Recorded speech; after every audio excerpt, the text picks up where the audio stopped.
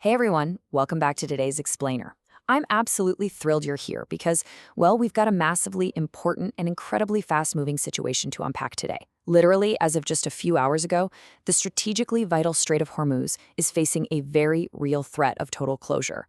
We're talking about a geographic choke point that essentially powers the entire modern world, and the implications of a total shutdown. They're absolutely staggering.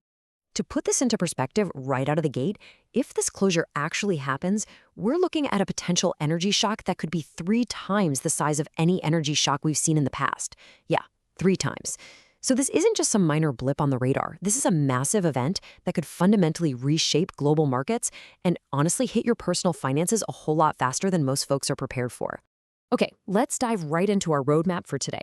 First, we'll look at the oil price boogeyman. Then, we'll map out the 3-path roadmap. After that, we'll cover the total shutdown threat, the real impact on your wallet, and finally, wrap up with the investor's game plan. So, starting us off with Section 1, the oil price boogeyman and the economy's chain reaction. Look, whether we like it or not, our entire economy is pretty much dictated by oil. It triggers this massive, unstoppable chain reaction. When prices surge at the pump, business margins get completely squeezed. Think about it. The trucks bringing your groceries, the shipping networks dropping off those Amazon packages, the fuel for your plane tickets, or even the fertilizer used to grow your food, they all rely heavily on oil. So business costs go up, they pass those extra costs right on to you, and suddenly you've got way less money left over at the end of the month. Now, what's really interesting about the data here is how it perfectly quantifies this exact shock.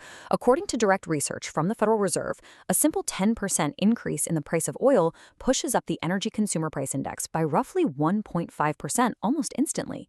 It's not some delayed reaction that takes months to hit. It is an immediate, totally quantifiable hit to overall inflation. Moving on to Section 2, the 3-path roadmap, looking at containment, escalation, or shutdown. So there are 3 specific ways this tension could play out over the coming weeks. And right now, markets are scrambling, trying to price in all of them at once. Path 1 is containment. This is the optimistic scenario where de-escalation happens in a matter of days. Oil rises just a few bucks, and markets recover super fast. Then you have Path 2, which is escalation. The conflict drags on for months, peace talks fizzle out, and the Federal Reserve gets stuck in this really dangerous stagflation trap. Essentially, they can't lower interest rates because inflation just stubbornly persists. And then there's Path 3, the scenario that is literally keeping economists awake at night right now. Which brings us to Section 3, the total shutdown threat, the absolute worst-case scenario.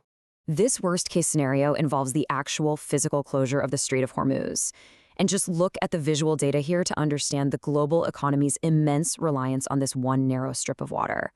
We are talking about 20% of the world's entire oil supply, and a staggering 33% of the world's natural gas passing right through the single choke point. It's a massive bottleneck.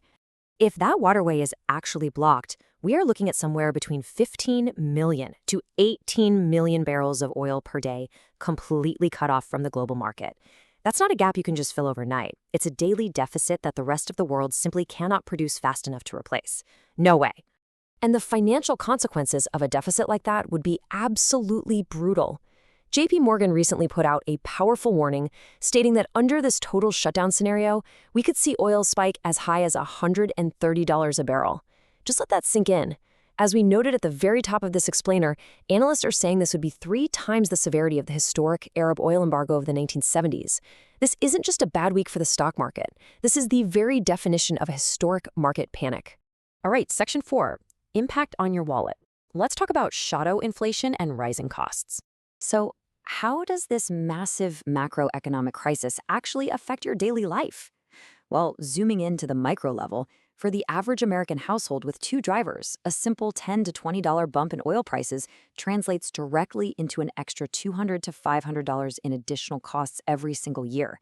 That is cold, hard cash coming straight out of your pocket just to maintain your baseline standard of living.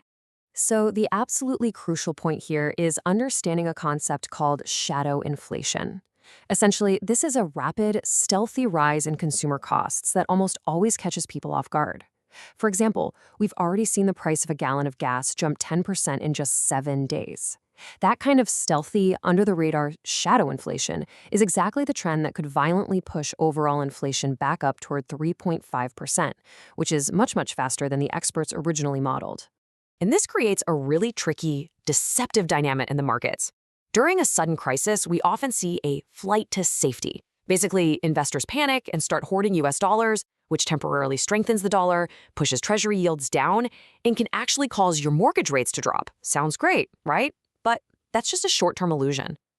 The painful long-term reality is that sustained energy inflation eventually forces the Federal Reserve to keep interest rates higher for a much, much longer period just to cool the economy back down. Finally, we arrive at Section 5, the investor's game plan, and why staying the course is so important. So with all this tension and potential volatility swirling around, what are we actually supposed to do? Well, when the news is terrifying, the best strategy is often the most boring one. Seriously, it's about as thrilling as watching paint dry, but consistency is absolutely key here. You need to stay the course and religiously dollar-cost average into the markets. Whether that means investing a bit more into an S&P 500 index fund while the market is taking a hit, or maybe looking at assets like Bitcoin ETFs. Interestingly enough, while Bitcoin definitely has its own historical volatility, it has shown surprising stability recently, and it functions as a really solid way to diversify your portfolio so you aren't risking the whole shebang in one basket. And hey, if you need a little reassurance to stick to that boring plan, here is the data point you really want to remember. Historically, the market is, on average, 5% higher 6 months after a major geopolitical event. Panic selling? All it does is lock in your losses right before the inevitable recovery begins. I think this quote perfectly captures the core philosophy you need to adopt right now. The biggest risk isn't owning the market, it's missing out on the best days when it eventually recovers.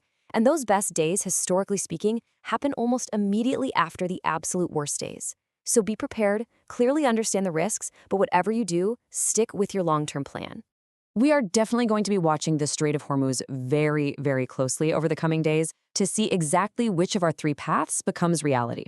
But for now, I want to leave you with this final thought to chew on based on everything we've looked at in this explainer. Is oil really heading to that terrifying $130 mark? Or is this just another temporary geopolitical scare that's going to blow over?